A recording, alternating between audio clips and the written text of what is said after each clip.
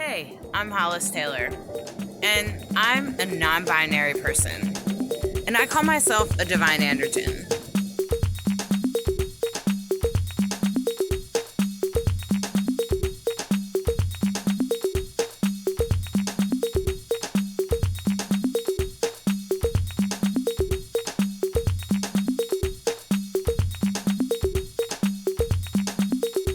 I guess it would kind of be like saying that you're a monk or a practitioner of magic or something like that. Maybe it depends on what path you walk.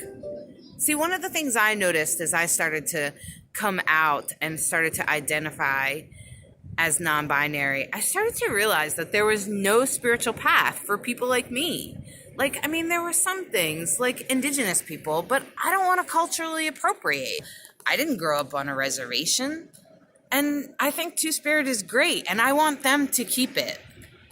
And I felt like I had to define my own path because I didn't have a huge background in these things.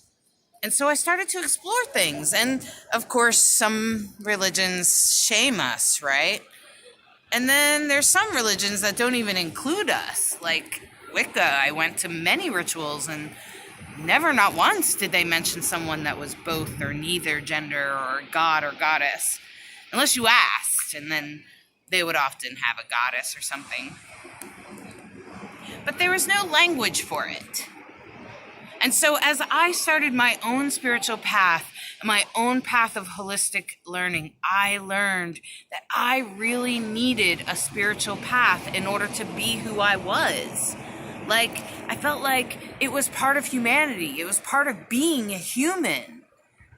And I needed to be celebrated in my spiritual path. I needed to be seen, and I didn't want any of the shame. So that's not for me. That's theirs. And so as I started to unfold, I started to realize that I had my own path, and each one of us actually do. You do. Everybody does. Has their own spiritual path that they're to unlock. Your authenticity is in your heart, just like it was in mine. There were some things I had to go through to unlock those keys, to get closer to who I really was inside. Because all of us are divine conscious beings, and you have to work through some weird stuff sometimes, like cultural norms, and gender roles, and mental health, and the crap your parents programmed in there. Sometimes we have to unfold that out. And when we do, we get to an authentic person when we move through those surface things. And when we find our authenticity, we can go deeper. We can love deeper. We can love ourselves deeper. We can love other people deeper.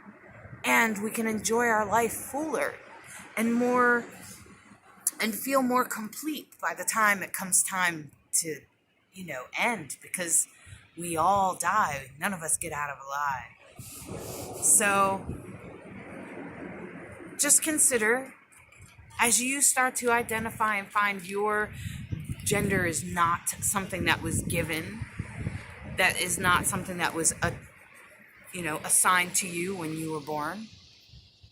As you start to realize your gender expression, no matter what it is, I'm talking to the drag queens, the drag kings, the gay guys, transgender people, non-binary people, gender-neutral people, all of us, we're all here for a reason. The divine sent us here. We're all here to define our own path. Make it what it is. Follow that part of you that doesn't follow the rules. The part of you that doesn't do what other people are doing. Because that part of you will lead you to the path you need to be on. And you will manifest the beautiful things that the world desperately needs. All of us are where we need you. We need you to step up and bring your most beautiful light to the world. And I hope that that's what this book does. That my book, Divine Androgyne, A Sacred Path for Gender Variant People, and this channel will inspire you to find out who you are and open it up to the world and deliver it. As if we were all waiting for it, but we didn't know what we were waiting for exactly. Show us what that is.